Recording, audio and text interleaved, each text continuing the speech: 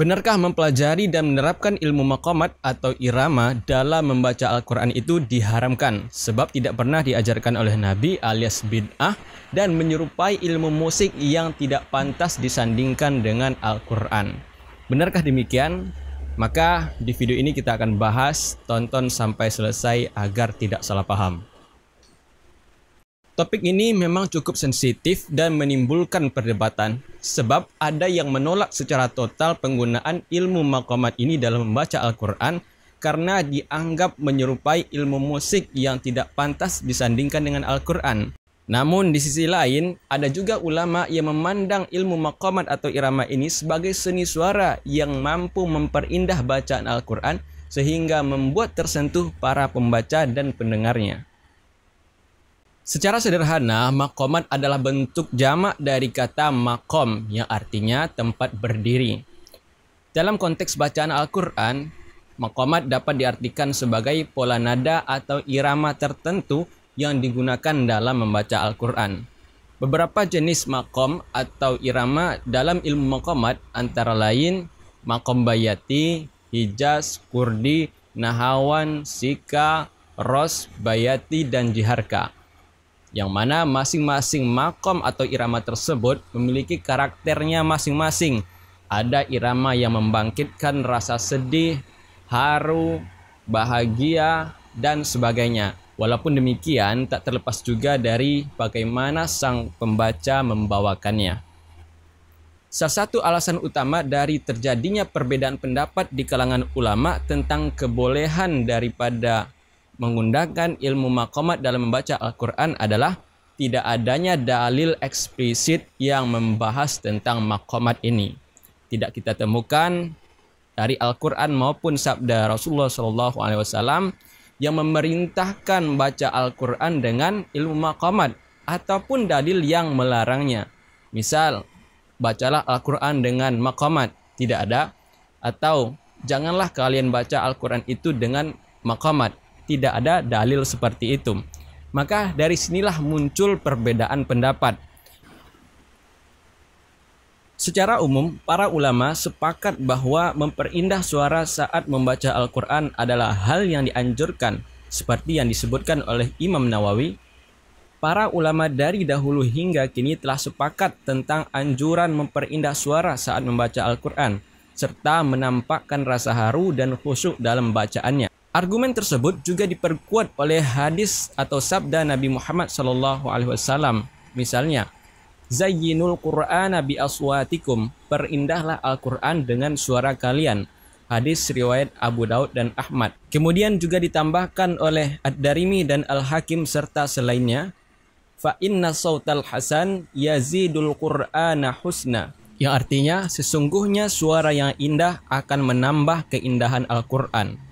Tidak hanya itu, juga diperkuat dengan riwayat Al-Bukhari dan Muslim.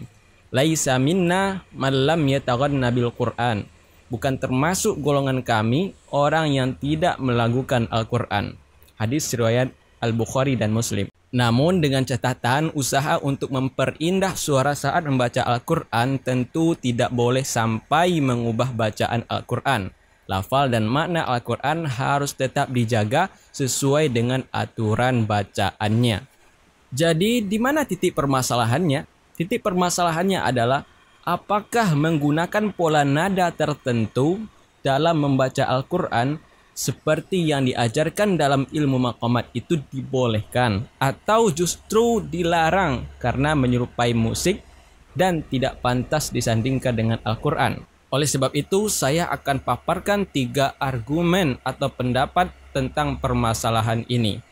Simak sampai selesai. Pendapat pertama mengatakan boleh bahkan dianjurkan jika dapat menambah kekhusyuan dan ketenangan hati saat membaca Al-Quran. Kenapa demikian? Karena Nabi Muhammad SAW sendiri menyukai suara yang indah saat membaca Al-Quran. Sebagaimana sabda Nabi Muhammad SAW, Zayyinul Qur'ana bi aswatikum, perindahlah Al-Quran dengan suara kalian. Dari kata zayyinu dapat diketahui adanya usaha untuk memperindah Al-Quran. Akan tetapi usaha untuk memperindah bacaan Al-Quran dengan suara itu tidak diajarkan secara spesifik oleh Nabi.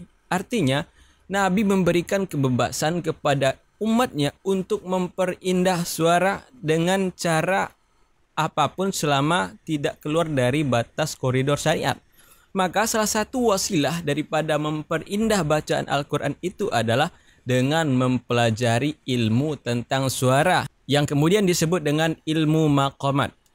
Kebolehan semacam ini juga tercermin dalam perkataan Umar bin Khattab terhadap Abu Musa al-Asy'ari ketika Abu Musa al-Asy'ari melakukan bacaan Al-Quran. Apa kata Umar? Siapa orang yang mampu melakukan bacaan Al-Quran seperti Abu Musa al-Asy'ari, maka lakukanlah. Tidak hanya itu, argumen ini juga diperkuat dengan kutipan atau perkataan dari Imam Syafi'i di dalam kitabnya Wala ba'sa bil qira'ah bil alhan wa tahsini sauti bi ayyi wajhin kana. Tidak mengapa membaca Al-Quran dengan lagu atau memperindah suara dengan cara apapun. Mengakhiri sesi pendapat ini, ada sebuah kutipan yang amat jelas dari Ibnu Hajar dalam kitabnya Fathul Bari. Apa kata Ibnu Hajar? Kesimpulan dari dalil-dalil tersebut adalah bahwa para ulama telah sepakat atas anjuran memperindah suara ketika baca Al-Quran. Termasuk bagian dari memperindah suara adalah mengikuti aturan-aturan lagu atau nada, karena suara yang bagus akan semakin indah dengan ilmu tersebut. Jika tidak mengikutinya, maka akan mempengaruhi kualitas keindahannya. Adapun suara yang kurang bagus dengan ilmu tersebut bisa tertutupi alias menjadi baik dengan memperhatikan lagu atau nada tersebut selama tidak keluar dari kaidah dan tata cara bacaan yang diakui oleh para ahli qiraat. Jika melanggar batas tersebut, maka memperindah suara tidak bisa menutupi buruknya bacaan. Kemudian pendapat kedua mengatakan bahwa membaca Al-Quran dengan menggunakan irama atau maqamat hukumnya boleh selama irama tersebut muncul secara alami alias tanpa dipelajari secara teknis sebelumnya. Artinya, apabila ada suara qari yang kebetulan mirip dengan salah satu dari 8 maqamat yang dikenal seperti nahwan, jiharka, sika, dan lain sebagainya, selama tidak disengaja atau dipaksakan, maka tidak mengapa alias boleh. Namun, jika irama tersebut dipelajari secara khusus seperti melalui ilmu maqamat, maka menurut mereka hukumnya adalah haram. Sebab hal itu dianggap sebagai bentuk takalluf alias membebani diri secara berlebihan dan termasuk dalam perkara yang tercela dan tidak sesuai dengan sifat para qari shalafus saleh. Mereka juga berpendapat bahwa hal ini lebih menyerupai gaya penyanyi ketimbang bacaan Al-Quran yang khusyuk.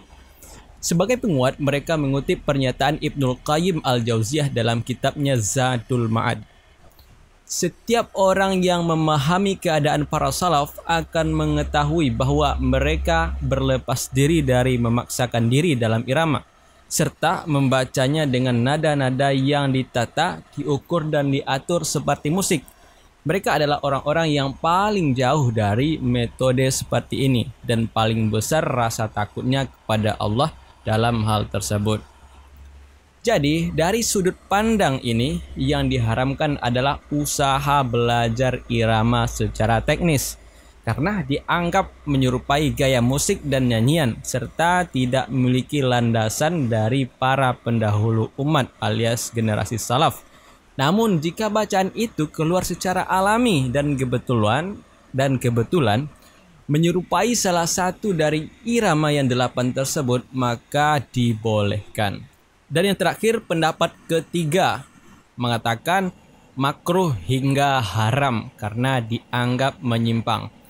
Pendapat ketiga ini menyatakan bahwa membaca Al-Quran dengan maqamat musikal itu hukumnya antara makruh sampai haram, tergantung pada dampaknya terhadap bacaan.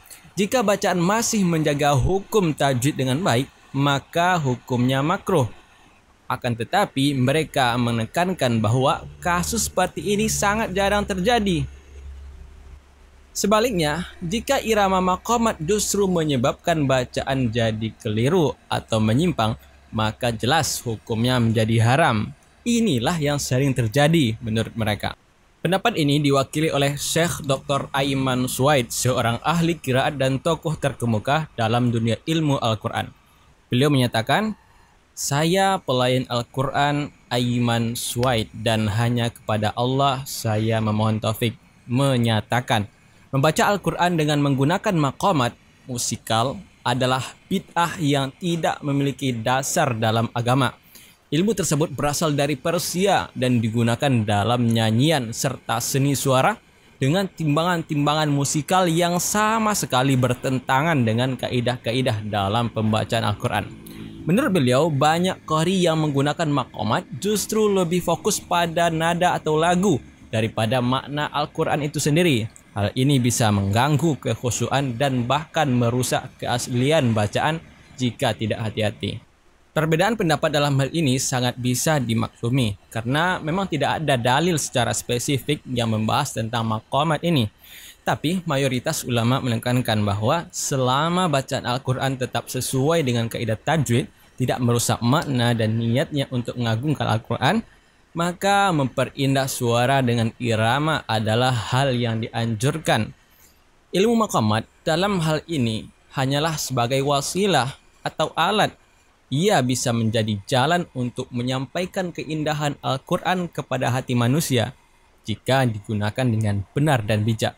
Nah, menurut teman-teman, dari ketiga pendapat tersebut, mana yang lebih cocok dan mendekati kepada kebenaran? Tulis di kolom komentar ya.